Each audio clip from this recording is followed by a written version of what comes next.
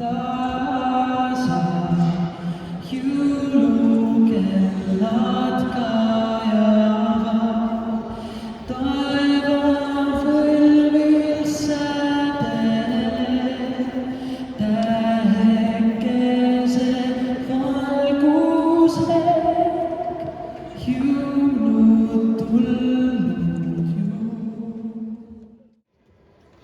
Tere, head kohalolijad, erinevate koolide lapsed ja pered.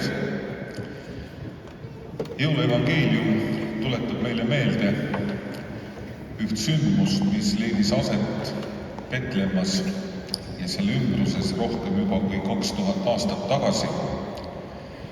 Et sündis üks laps ühes sõimes, ühes laudas, ühes sõimes.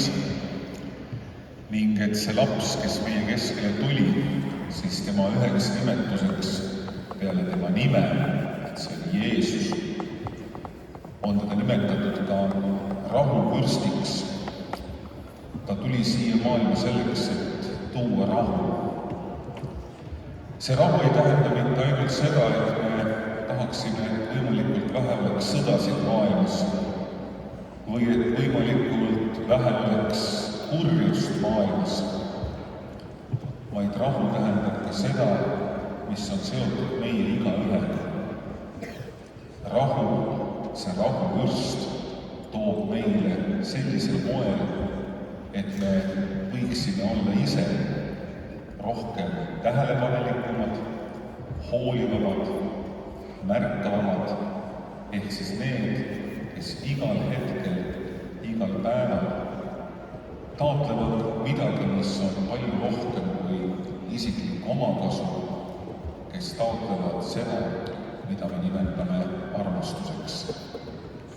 Armastus Jumala ja ligimese vastu toob meile igasse ühesse rahu just sellisel moel, et me võiksime elada rõõmsalt ning õnnelikult. Sellepärast tahan ka teile soovida, et ka täna siin kuulates seda muusikat, ise selles osaledes, võiksite teiegi leida natukene seda rahu, mida Jumal meile annab, ning et seeläbi elada selles maailmas, kus me täna oleme, just sellisel moel, et meil oleks kõike head, mida võime oma elus tunda ja kanda, aga mida võime jagada ka teistele. Sellepärast tulgu rahuvürst ise juurde teid õnnistama ning hoidma. Õnnistatud jõuluaega teile kõikidele.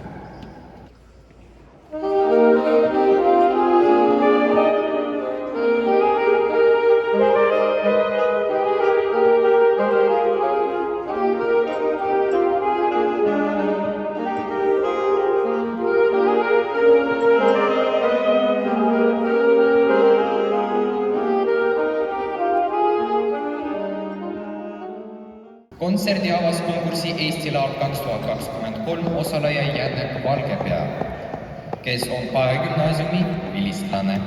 Вторым номером было выступление ансамбля саксофонистов из музыкальной школы Lasnamäe, руководитель Roland Karl.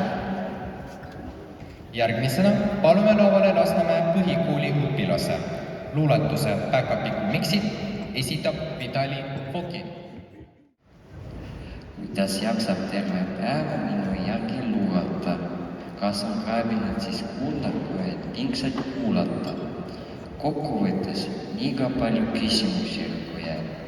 Loodan ikka salamisi, kindlalt eda ükskord läheb.